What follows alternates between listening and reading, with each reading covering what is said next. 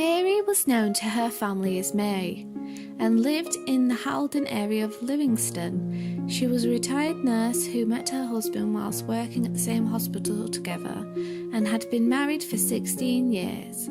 Both were widowers, and her husband was happy that they'd both found happiness again later in life.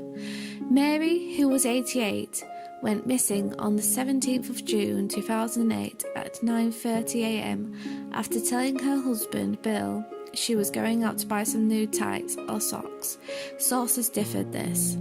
CCTV images appeared to show her in Edinburgh that day, although her husband reported he thought she had gone to Livingstone. Reports say she often went out by herself, but her disappearance was out of character. She is believed to have got the bus into Edinburgh, as her two stepdaughters, Anne Foster and Margaret Ross, were able to identify CCTV images of her on Edinburgh's Princes Street in the direction of Leith Walk. These are the last images of Mary and were captured 2 hours after her leaving her home. Police officers, however, cannot be 100% certain she had got the bus into Edinburgh, as they have no proof and admit her disappearance is bizarre. Mary is around 5 foot 3 inches tall, slim build, with grey short hair and green eyes. She was wearing a brown 3/4 length jacket, brown skirt, brown shoes and carrying a brown handbag. She also had her walking stick with her, which is described to have been a distinctive blue floral walking stick with a brass handle. Mary is deaf, partially blind, and is also said to be asthmatic and diabetic. 6 months after Mary's disappearance, her family held a press conference for information regarding her disappearance. We as a family and the officers involved in this inquiry would never have believed that after 6 months we would still be waiting for information to determine what happened to May after our last confirmed sighting in Princes Street on June the 17th. Traditionally, Christmas is a time for families, and May loved nothing more than spending time with her family and friends throughout the festive period. Christmas this year is tinged with the sadness of not having May with us or knowing what has happened to her. We would like to renew our appeal for information in the hope that it does bring this inquiry to its conclusion. Thank you. It's extremely unusual. I mean, I don't use the term bizarre lightly. This is a lady who has just disappeared off the face of the earth. That doesn't happen. It may happen in novels and books. It doesn't happen in real life, which makes it all the more unusual. You'll have seen from the outset as to why we scaled this up as a very large-scale missing person inquiry, why we've put resource to it, why we brought in the national experts to review what we've done, provide recommendations and follow these recommendations. And still we are no further forward. Now that is not quite unheard of, but it's certainly extremely unusual, and it's a mystery that we really want to solve. It's been very, very difficult for the whole family. Obviously, I mean, the not knowing of what's happened to me is really, the biggest thing for us.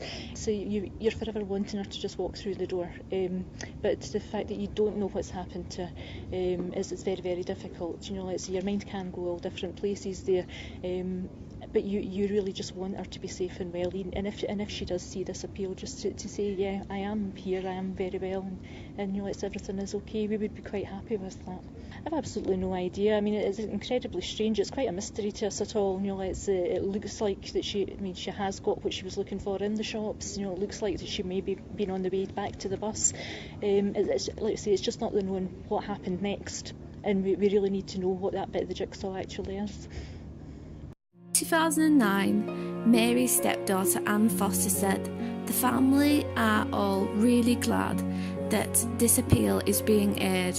You never know, someone from England might have been up in Edinburgh that day, and if they see the programme, it may jog their memory. Of course, we are hoping that she will turn up alive, but we have to be realistic about it. She's an elderly 88-year-old woman who left home without a change of clothes and without her diabetes medication, which she would definitely need. It is the uncertainty which is the worst. In a way, it would be better for us all if we knew what had happened to her. My dad Bill is coping as well as can be expected, but when someone walks into his home, he still has that look on his face, expecting to see Mary standing in front of him. It really is heartbreaking. There's not a day goes by where he isn't upset. Police in April 2011 found skeletal remains near River Almond at Craigshill, Livingstone, West Lothian. However, it did not take long for the police to report the remains were that of a man. Since 2011, there has been no further updates regarding Mary's disappearance that I could find online. I am unsure if her husband Bill is still alive, as conflicting reports noted Bill's age as being 81 or 83 at the time of her disappearance. If he is alive today, he would be 91 or 93. I really hope the family do find closure and find out what happened to Mary, especially for her dear husband. There is a Facebook page dedicated to Mary's disappearance, and there is also a missing persons page for Mary too on the missing persons website. All links to either pages and the news appeal featured in this video will be provided for in the box below. All links to websites where I also got information and photos from will be in the featured box below too.